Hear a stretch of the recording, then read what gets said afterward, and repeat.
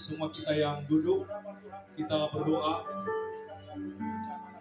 Tutup matanya, kita berdoa semua sebelum kita mendengarkan firman Tuhan.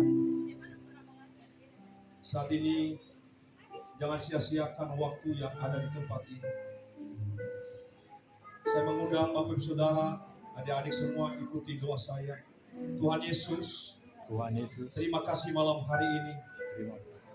kesempatan yang Kau berikan bagi kami. Sampai saat ini kami bisa bernafas. Semua oleh karena anugerah dari Tuhan. Tuhan Yesus, sepanjang tahun ini banyak dosa dan kesalahan yang kami lakukan di hadapan-Mu ya Tuhan. Sengaja tidak disengaja. Ampuni kami Tuhan. Tuhan Yesus, bebaskan kami dari segala kesalahan-kesalahan kami yang menghalangi berkat-Mu buat kami. Kami percaya, saya percaya saat ini saya mengakui segala dosa-dosa kesalahan saya. Saat ini Bapa di surga, Engkau Maha baik. Firman Tuhan mengatakan, jika kamu mengaku dosamu, Ia adalah setia dan adil. Saat ini kami mengaku dosa-dosa kami, kesalahan kami sepanjang tahun ini Tuhan. Sepanjang hidup kami Tuhan, ampuni kami. Basuh kami Tuhan, setiap kami yang ada di tempat ini. Oleh darah Yesus Tuhan. Ikuti lagi, terima kasih Tuhan. Terima kasih. Kau telah mengampuni semua dosa-dosa saya. Dan saat ini Tuhan, saya buka hati saya. Saya buka hati saya untuk mengundang Engkau Tuhan Yesus, untuk masuk dalam hatiku, untuk masuk dalam hidupku sebagai Tuhan dan Juru Selamat pribadi. Masuk dalam hatiku. Dan saat ini Tuhan Yesus, nama saya, sebutkan nama masing-masing, sudah tercatat di dalam buku kehidupan, dalam kerajaan surga. Jika kelak saya mati, saya pasti masuk surga dan termateraikan di dalam nama Tuhan Yesus. Dan saat ini, Engkaulah Tuhanku, Engkaulah Rajaku, Engkaulah segalanya bagiku. Terima kasih Tuhan. Dalam nama Yesus, kami berdoa dan ucap syukur. Haleluya. Amin. Tepuk tangan untuk Tuhan Yesus. Haleluya. Kita mendengarkan firman Tuhan dari hamba-Nya.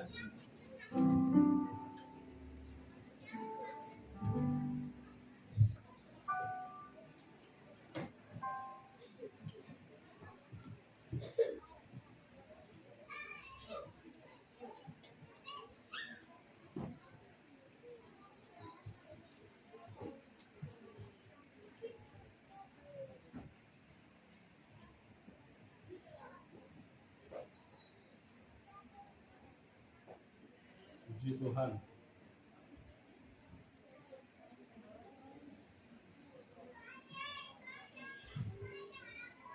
Shalom.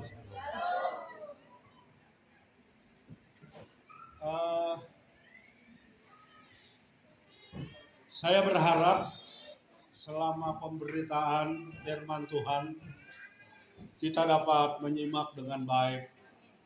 Dan saya minta waktu sebentar saja, kurang lebih ya 50 atau 60 menit untuk anak-anak tidak ribut, supaya pemberitaan dan mendengar firman Tuhan kita dapat menerimanya dengan maksimal. Amin. Maksimal itu penting supaya kita pulang dari tempat ini, kita semua diberkati oleh Tuhan. Haleluya. Amin. Siapa yang mau diberkati Tuhan? Angkat tangannya. Haleluya. Siapa yang ingin kaya? Angkat tangannya. Sebetulnya bagi orang percaya, bukan kaya yang menjadi tujuan kita. Tetapi tujuan kita sebagai orang percaya adalah hidup yang diberkati. Amin. Amin. Katakan, hidup yang diberkati. Hidup yang diberkati.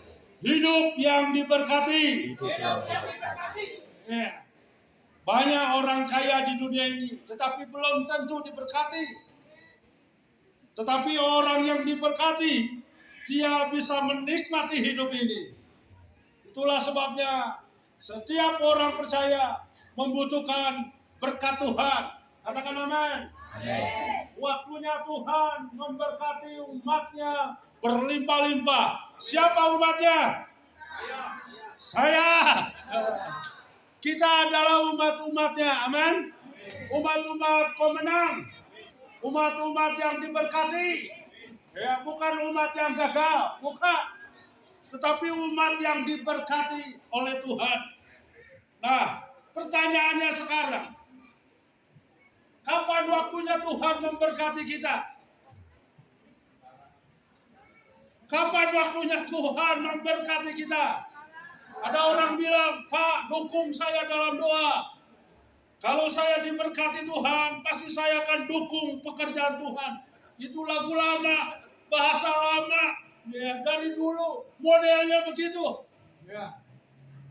Berarti dia percaya berkat Tuhan itu nanti. Saya percaya berkat Tuhan bisa terjadi nanti. Tetapi berkat Tuhan terjadi kapan? Berkat Tuhan terjadi adalah sekarang. Now, sekarang, bukan nanti. Kita nggak perlu nunggu waktu Tuhan. Satu hari di hadapan Tuhan sama dengan berapa hari?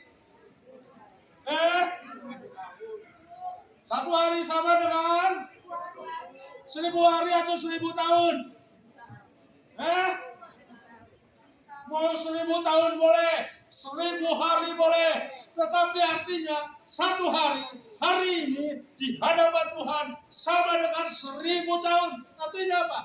Waktunya Tuhan memberkati kita hari ini. Amin.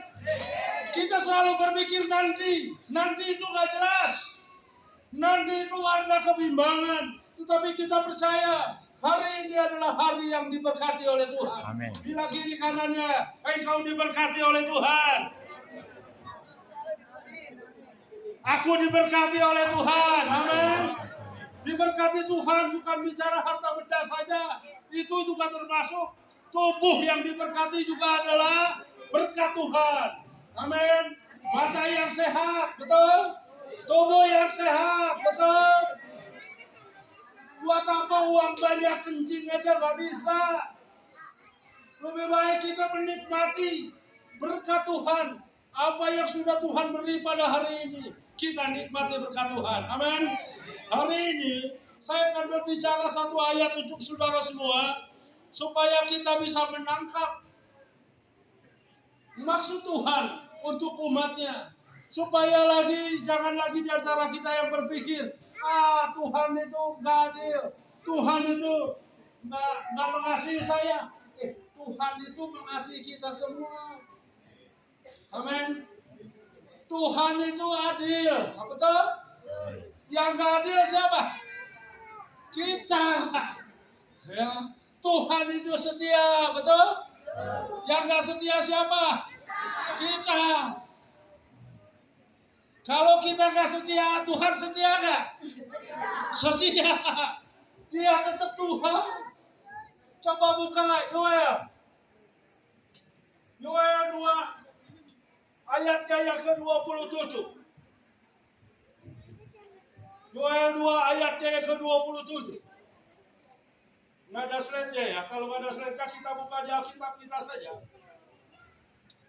Siapa yang bawa Alkitab? Coba tolong angkat. Yang bawa Alkitab. Zaman sekarang orang malas bawa Alkitab. Alkitabnya di HP. Ya, nggak apa-apalah. Sudah? Oke. Yuk kita bangkit berdiri sebentar. Kita mau sambut firman Tuhan.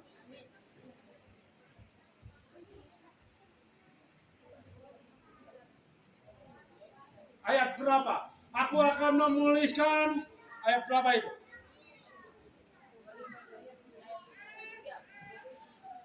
Ayat berapa? 25. Coba mulai dari ayat yang ke-25. Supaya kita mengerti dan kita memahami kenapa ada orang yang hari ini hidupnya miskin, yang hari ini hidupnya kekurangan, yang hari ini hidupnya dalam sakit penyakit, supaya kita memahami dan mengerti. Kita akan buka dan kita akan baca sama-sama ayatnya yang ke-25.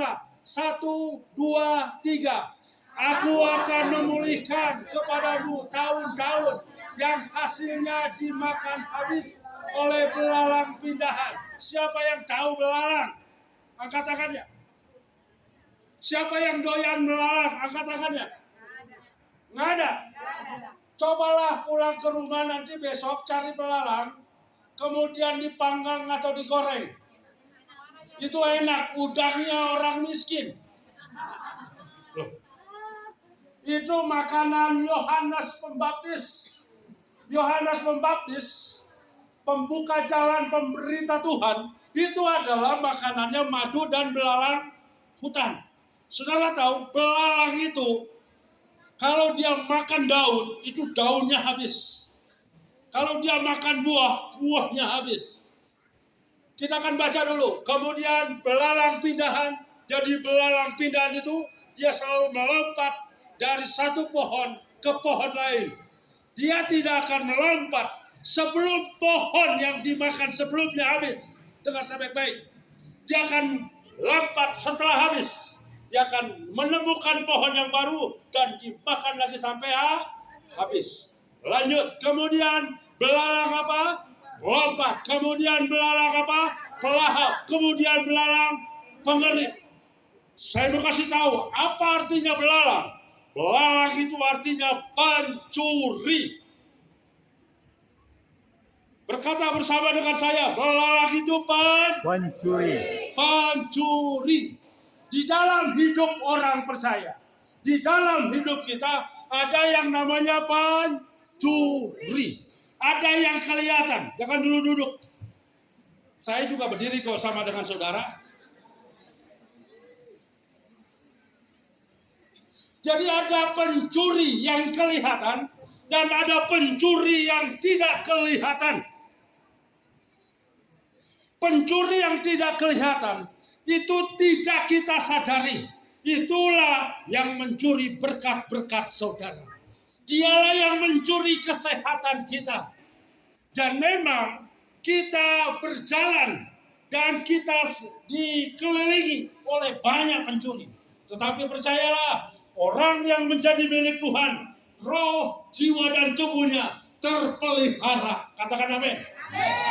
Lanjut, kita baca dulu sampai selesai. Maka,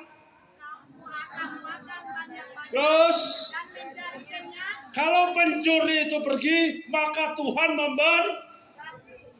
kalau pencuri tidak ada di dalam hidup kita, maka kita akan makan dengan, katakan amin.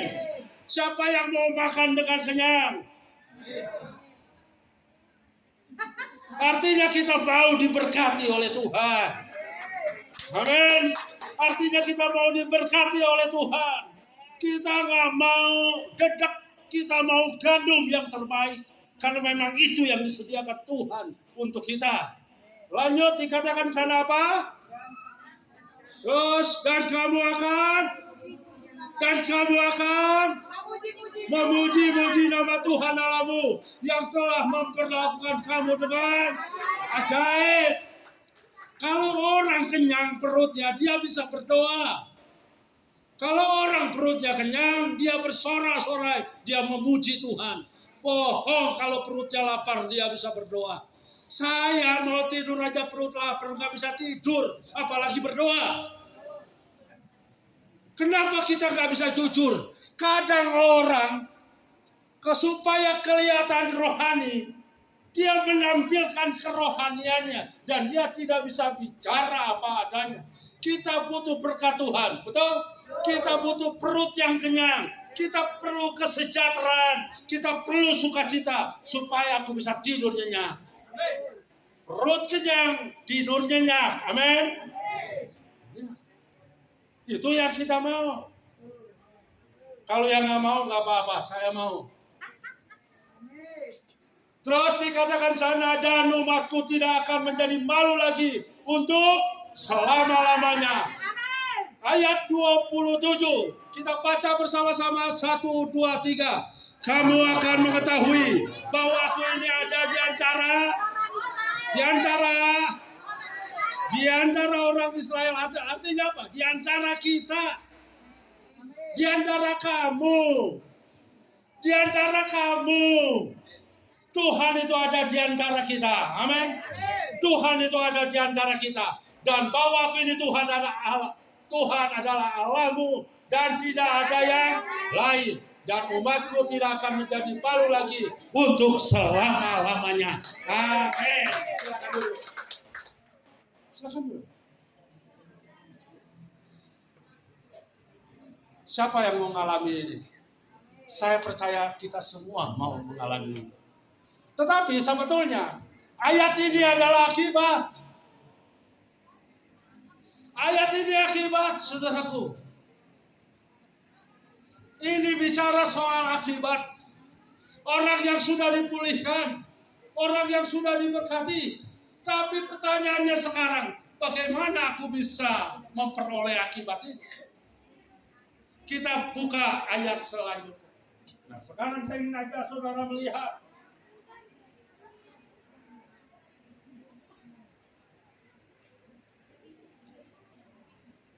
Yoel 2 ayat 28 dan ayat yang ke-29. Yoel 2, coba Bapak dibuka dulu. Yoel 2 ayat 28 ayat yang ke-29. Yang tadi itu akibat. Tetapi sebetulnya yang harus terjadi terlebih dahulu ini di dalam hidup kita. Yoel 2 ayat 28. Kita baca bersama-sama 1, 2, 3. Kemudian daripada itu akan terjadi bahwa aku akan mencurahkan apa? Rohku ke atas semua manusia. Terus maka anak-anakmu laki-laki dan perempuan akan apa? Bernubuat. Orang-orangmu yang tua akan mendapat mimpi. Teruna-terunamu akan mendapat penglihatan-penglihatan. Juga ke atas hambamu laki-laki dan perempuan akan kucurahkan rohku pada hari-hari itu. Dengar saya baik-baik. Ini bicara pengurapan Tuhan. Ini bicara jambahan Tuhan. Ini bicara lawatan Tuhan. Kalau Tuhan melawat kita, maka kita akan diberkati Tuhan. Amin. Kalau kita menerima urapan Tuhan, kita akan diberkati Tuhan. Kalau kita menerima urapan Tuhan, maka kita akan dipulihkan. Maka yang harus kita kejar bukan manusia lahiriah ini yang kelihatan. Yang kita kejar terlebih dahulu adalah manusia roh. Coba bilang bersama-sama dengan saya, manusia roh. Roh dimensinya berbeda dengan manusia lahiriah. Roh mempunyai dimensi manusia roh. Itulah sebabnya kenapa kita mendengarkan firman Tuhan. Kenapa kita masuk dalam hadirat Tuhan. Supaya kita mengalami jamahan Tuhan. Dan kita menjadi manusia roh. Manusia roh berbeda dengan manusia lahiriah. Manusia lahiriah itu kelihatan. Manusia lahiriah bisa dijamah, bisa disentuh. Manusia roh tidak bisa dilihat, tetapi bisa dirasakan dan terjadi perubahan dalam hidup orang. Yang kita kejar adalah manusia roh. Manusia roh, manusia batiniah. Ada tubuh jasmani, artinya manusia lahiriah, ada tubuh rohaniah. Yang diangkat oleh Tuhan masuk ke surga, itu tubuh yang lahiriah, apa tubuh yang rohaniah? Tubuh yang rohaniah. Sekarang saya mau tanya sama saudara, adakah saudara memiliki tubuh rohaniah? Ada nggak? Nggak percaya kalau kita memiliki tubuh rohania. Kita nggak percaya kalau kita memiliki manusia rohania. Atau kita hanya fokus kepada manusia lahiriah yang kelihatan. Orang kan lebih senang kepada yang kelihatan. Orang kan lebih senang kepada yang nampak daripada yang tidak kelihatan. Itulah sebabnya orang tidak suka berjalan dengan iman. Orang lebih suka berjalan dengan kenyataan. Orang lebih suka melihat yang kelihatan. Hidup kita karena percaya, hidup kita karena melihat atau karena percaya. Hidup kita karena percaya, bukan karena melihat. Tetapi kenapa seringkali kita jatuh kepada perkara yang kelihatan? Apakah Anda bisa menangkap apa yang saya sampaikan tentang manusia lahiriah dan manusia rohani? Manusia lahiriah itu begini. Manusia lahiriah ada yang hidungnya mancung. Ada juga yang hidungnya kurang mancung alias pesek. Ada yang kulitnya putih, ada yang kulitnya gelap alias hitam. Ada yang rambutnya lurus, ada juga yang rambutnya kribo kayak sarang tawon. Itu manusia lahiriah namanya. Tetapi ketika Anda melihat manusia rohani, manusia roh itu tidak nampak. Itu tidak kelihatan. Tetapi manusia roh hadir menjadi satu dengan manusia lahiriah. Dan ketika orang hidupnya berjalan dengan manusia rohnya, maka dia akan membawa dampak di dalam pelayanan. Dia membawa dampak di orang-orang yang ada di sekitarnya. Ketika kita merasakan ada orang yang memiliki manusia roh, maka kita merasakan ada kuasa yang mengalir di dalam dirinya. Amin. Mau menjadi manusia roh? Atau kita hanya mau menjadi manusia lahiriah aja? Atau hanya kita mengejar tentang perkara lahiriah aja? Memang kita butuh perkara lahiriah, tetapi bukan yang utama. Manusia lahiriah nggak perlu diajarkan. Orang sudah pintar sendiri. Tetapi manusia roh, semua orang tidak suka dan tidak mau.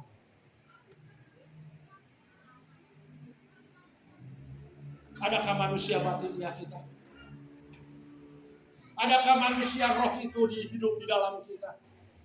Kalau engkau haus akan firman Tuhan, di dalam hatimu ada aliran-aliran air hidup, itu menunjukkan dan membuktikan bahwa manusia roh kita itu hidup. Tapi kalau engkau ngantuk dengar firman Tuhan, kalau engkau nggak punya antusias, nggak punya gairah, rohmu tidak berkobar-kobar untuk melayani Tuhan, itu tanda bahwa manusia rohmu padam.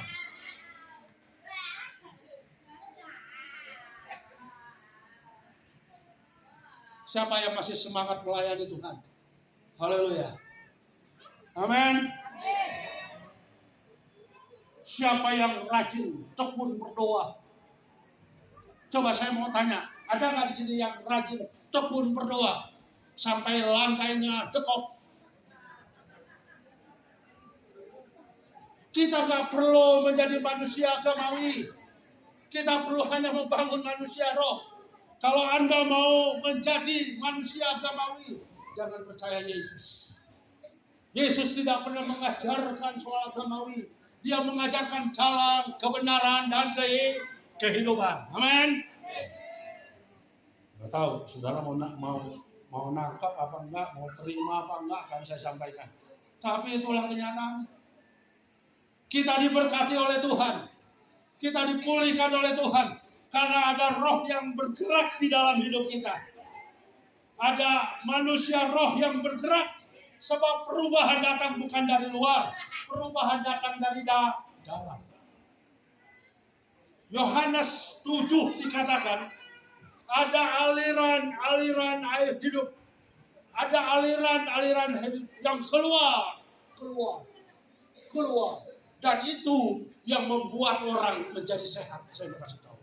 Itu yang membuat orang bisa melayani. Itu yang membuat orang itu bisa bersaksi. Itu yang membuat orang bisa menumpangkan tangan atas orang sakit. Aliran-aliran air hidup itu.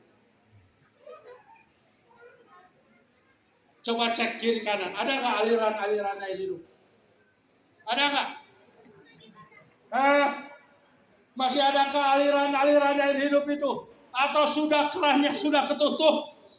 Nggak kebuka lagi. Udah mati. Udah ditutup. Saatnya sekarang buka. Amin. Saatnya sekarang buka aliran-aliran hidup itu. Buka. Biar keluar. Dampaknya, efeknya, tandanya itu ketika orang berbahasa roh. Ketika orang berkata-kata dalam bahasa roh. Ketika dia menumpahkan tangan atas orang sakit. Ketika dia menyembuhkan orang sakit. Saudara, saya ini baru pulang dari Kalimantan. Yang namanya doain orang sakit, aduh capek.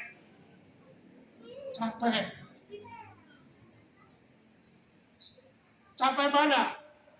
Mendoakan orang sakit atau orang itu sendiri yang sakit?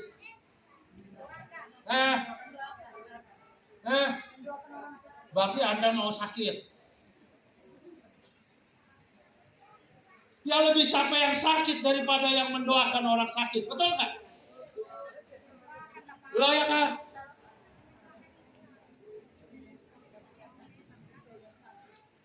Saya di Kalimantan itu masuk ke pedalaman. Itu jemaatnya kalau kumpul, waduh. Ampun, Mak, banyak banget. Itu sampai membludak, sampai keluar. Suaranya orang Batak kalah sama orang Dayak suaranya. Tapi anak-anak bagus semua. Luar biasa. Jadi begitu mereka, siapa yang mau didoakan? Nggak minta didoakan, mereka semua maju. Tapi puji Tuhan, saya diberi kesehatan oleh Tuhan. Saya diberi kekuatan oleh Tuhan. Memang manusia roh itu mempunyai tanda. Tandanya apa? Ketika dia menumpangkan tangan atas orang sakit, maka orang itu menjadi sembuh. Ketika dia mengusir setan, maka setan-setan diusir. Ketika dia minum racun maut, dia tidak mendapat celaka. Itu tanda orang yang memiliki manusia roh. Siapa yang mau jadi manusia roh? Manusia roh itu melekat menjadi satu dengan manusia lahir. Aliran-aliran air hidup itu harus keluar. Jadi kalau ada yang sakit, jangan dulu minum Paramek. Tumpangin tangan. Amin. Saya kasih resep di satu kampung. Tumpangin tangan atas orang sakit. Supaya apa? Supaya aliran air hidup itu termanifestasi.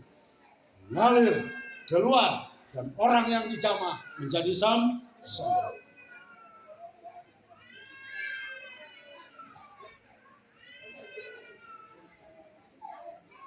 Saya berharap malam ini kita bukan sekedar merayakan Natal.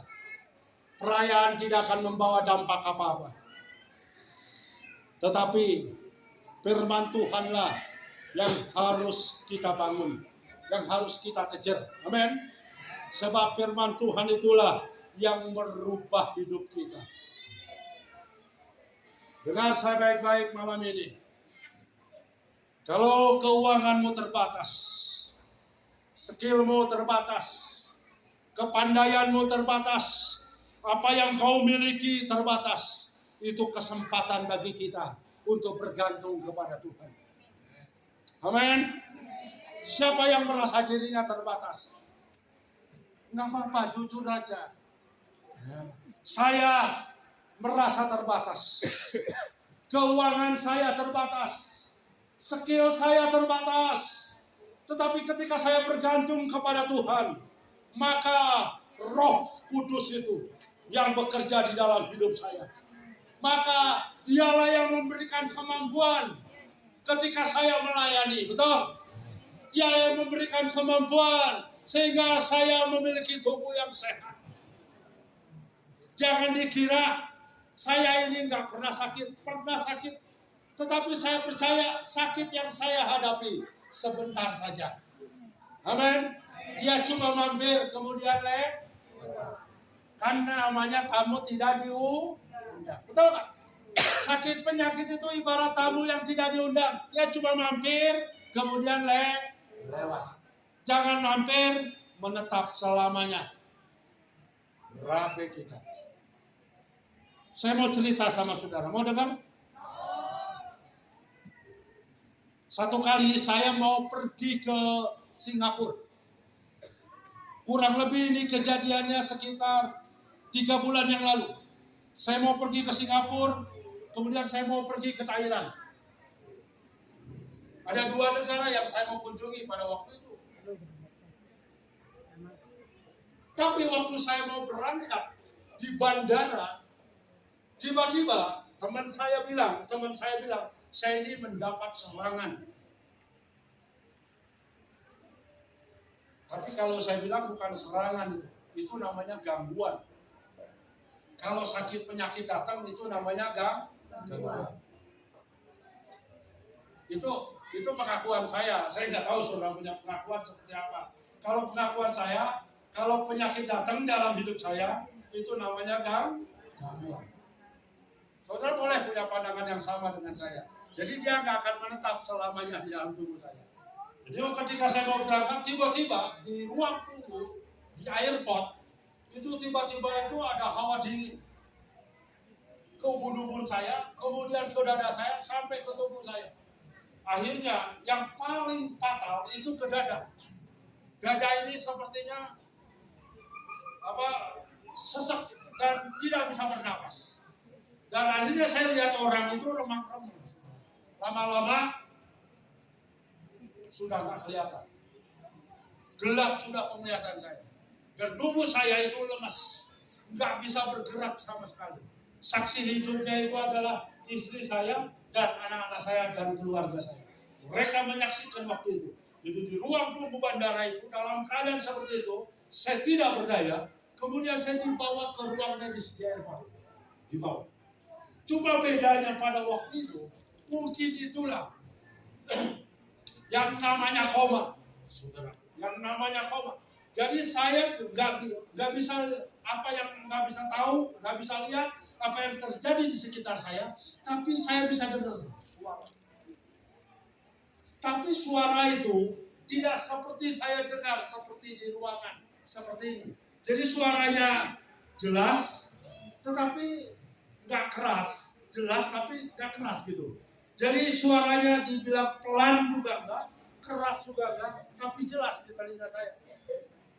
Itu yang saya alami. Jadi begitu saya masuk ke ruang dokter, saya nggak tahu apa yang terjadi dengan tubuh saya. Tahu-tahu saya sudah dimasukin selang, hidung saya dimasukin selang, tenggorokan saya sudah dimasukin selang, semua dimasukin selang. Saya itu sudah mau lewat. Kenapa saya katakan saya sudah mau lewat? Detak jantung saya, detak jantung. Oh, detak jantungnya. Manusia yang sehat, manusia yang normal, itu detak jantungnya 1 menit itu 90 sampai 100. Saya detak jantungnya itu 17. Orang koma itu detak jantungnya antara 30 sampai 35.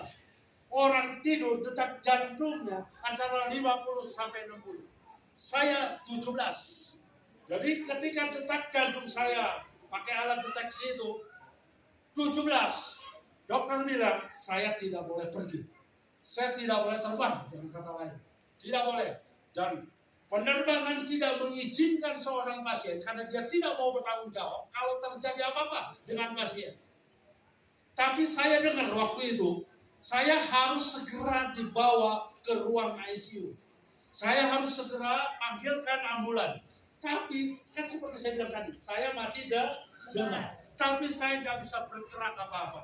Jadi ketika saya dengar suara saya mau dibawa ke ruang ICU, ketika saya dengar saya mau dibawa pakai ambulan, saya loncat semua. Saya bangun, saya loncat.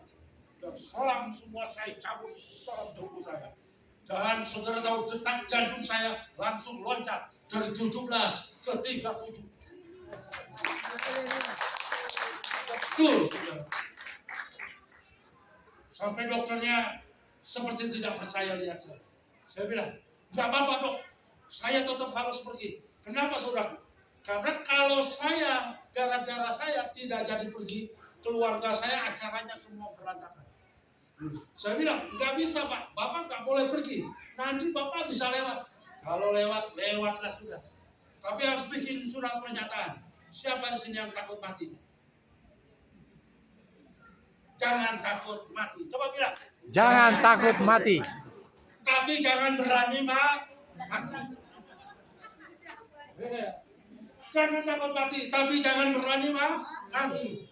Sebab ada satu hamba Tuhan bilang, kalau kamu berani, kalau kamu takut mati, bermasalah. Sebab kalau kamu nggak dibunuh, mati juga. Benar? Cuma masalah waktu kan. Saya loncat saudaraku. Sudah saya cabut semua selang. Saya bilang, enggak, saya tetap harus berangkat. Tapi karena penerbangan tidak mengizinkan, saya harus bikin surat pernyataan. Sebab saudara tahu, kalau pasien meninggal di dalam pesawat, waduh itu berbahaya. Karena penerbangan harus bayar kan, ganti. Asuransi itu namanya. Berapa miliar? Tahu saya.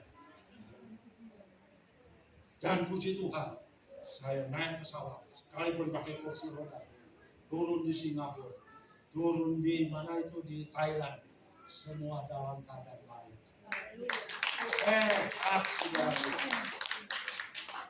Wah, saya dapat telepon, periksalah jantung, apalah. Ya, itu semua informasi menakutkan. Semua informasi membuat kita khawatir. Tetapi orang yang menjadi milik Tuhan, menjadi milik kepunyaannya, dia akan dilindungi oleh Tuhan. Dan Tuhan bilang, aku akan menyertai dia sampai akhir zaman. Amin. Makanya jangan takut mati. Haleluya. Haleluya. Berapa banyak orang takut mati? Jangankan takut mati, takut susah, takut miskin. Kalau kita berpikir seperti itu, pemulihan tidak akan terjadi dalam hidup kita. Mau dipulihkan oleh Tuhan? Jangan takut miskin, jangan takut susah. Amin. Mau diberkati oleh Tuhan? Mau, jangan takut miskin. Amin. Betul, saya ini ngomongnya betul. Sebab saya orang yang lahir dari keluarga yang miskin. Kalau hari ini saya ada, saya bisa punya rumah, saya bisa, anak-anak bisa punya rumah, punya kebun sawit lagi. Saya enggak, bukan orang kaya, tapi bisa pergi kemana-mana, betul.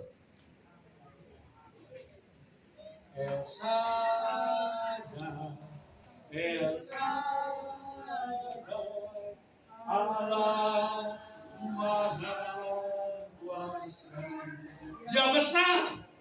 Dia Saudara tahu artinya yang sadar? Allah yang lebih dari cukup. Dia menyertai kita.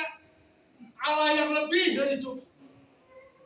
Saya percaya tahun depan, tahun yang diberkati untuk kita semua.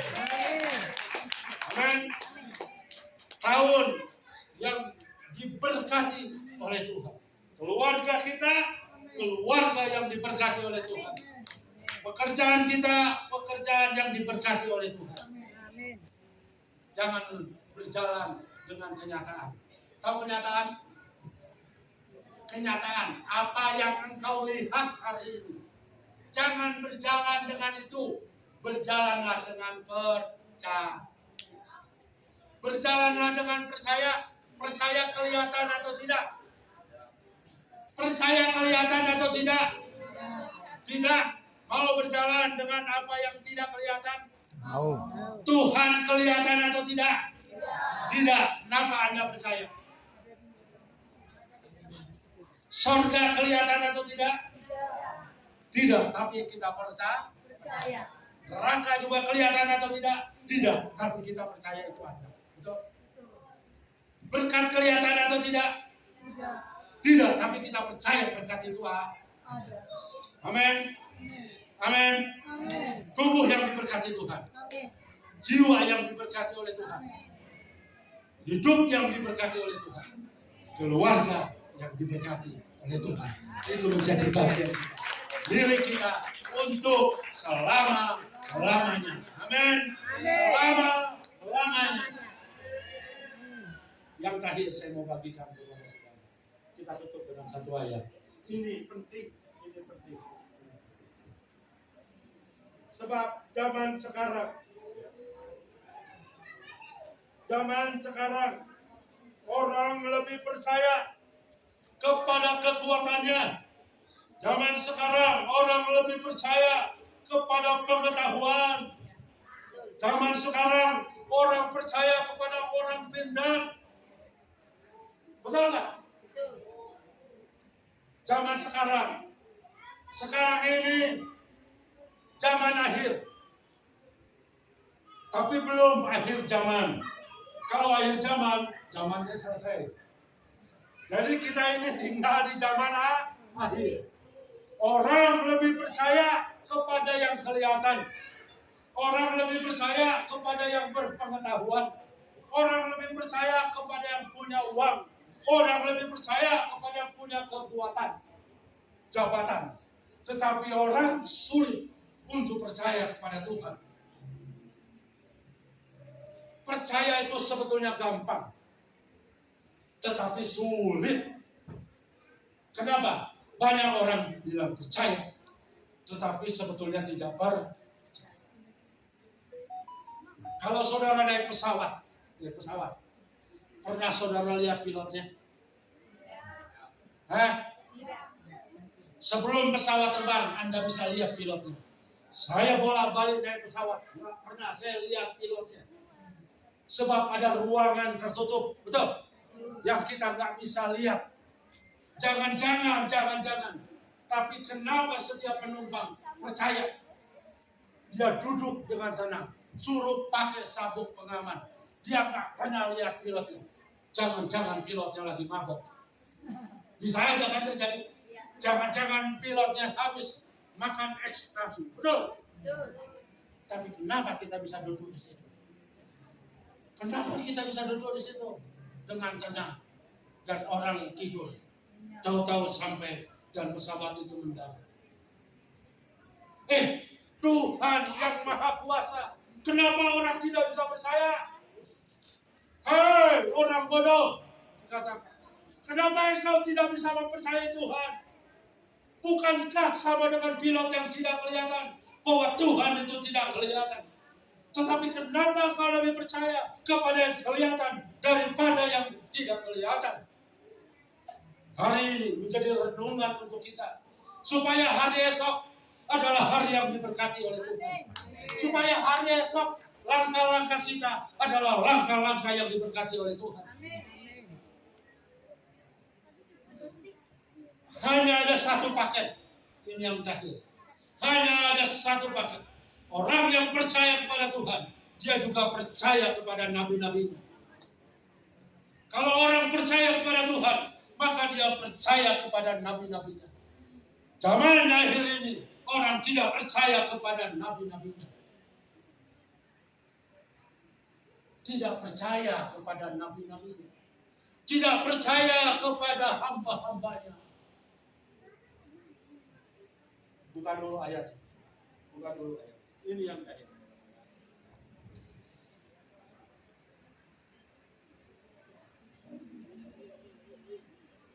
Silakan Anda buka. Dalam 2 Tawarik pasal 36 ayat yang ke-16. 2 Tawarik 36 ayat yang ke-16. Ini zaman akhir. Ini zaman akhir. Tetapi zaman akhir ini, zaman akhir di mana Tuhan melimpahkan berkat-Nya.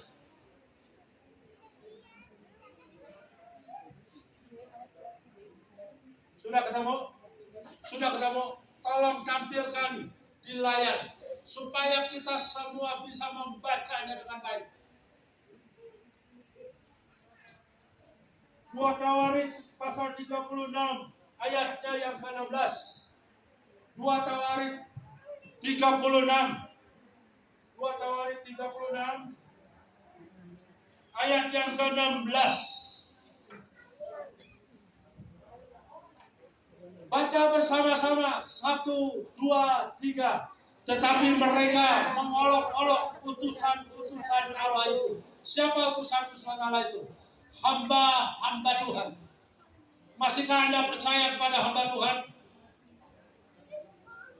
Halo? Masihkah Anda percaya kepada hamba Tuhan? Kalau Anda ke gereja, Anda persekutuan, Anda tidak percaya kepada hambanya, lebih baik kau usah ke gereja.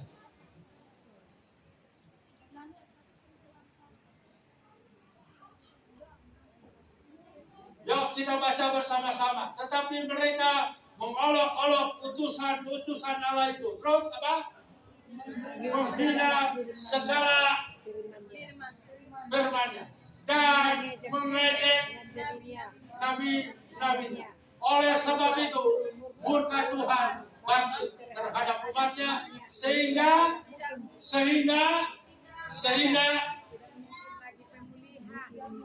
tidak akan ada pemulihan.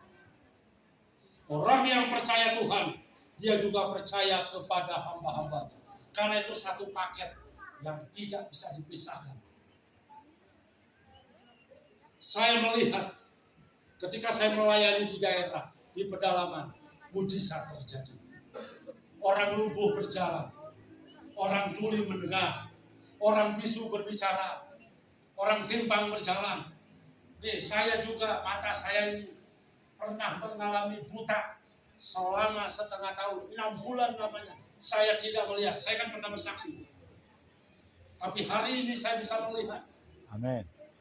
Kenapa? Karena ada juga satu hamba Tuhan yang berdoa buat saya. Ketika dia berdoa dan dia menumpangkan tangan kepada saya, dia bukan hamba Tuhan yang hebat, bukan hamba Tuhan yang besar, bukan. Dia hamba Tuhan biasa. Dia mendoakan saya, dia tumpang tangan saya, dan ada logam yang keluar dari kelopak mata saya. Walaupun tidak terjadi kesembuhan pada waktu itu, hanya terjadi bayangan. Tetapi itu adalah awal, dan saya percaya awal pemulihan dalam hidup saya. Amin. Dan 6 bulan kemudian saya sembuh total. Saya bisa melihat kembali seperti pada hari ini. Dulu saya boro-boro bawa motor, jalan ke kamar mandi aja dituntun sama istri saya. Tanya kepada dia. Tapi kalau hari ini saya bisa berjalan, saya bisa melihat, itu karena Tuhan. Amin. Kita percaya pemulihan terus berlangsung dalam hidup orang percaya. Amin. Selama kita percaya kepada Tuhan, selama itu pemulihan berlangsung dan terjadi di dalam hidup kita. Amin. Mau mengalami pemulihan? Percaya Tuhan dan percaya kepada hamba-hambanya. Amin. Siapa hamba Tuhan di tempat saudara? Anda tahu. Percayai dia. Sebab dia adalah utusan Tuhan. Amin. Mari kita bagi berdiri. Kita berdoa.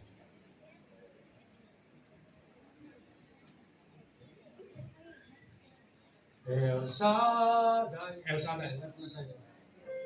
Rapnya saya. Mari, worship leader, silakan maju ke depan.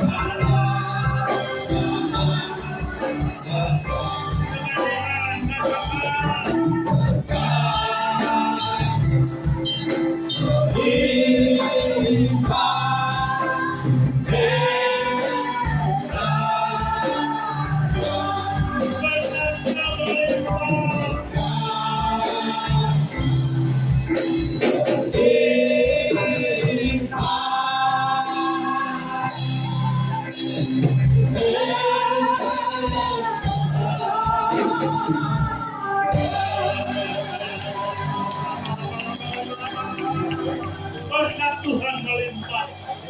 Berkat Tuhan melimpah.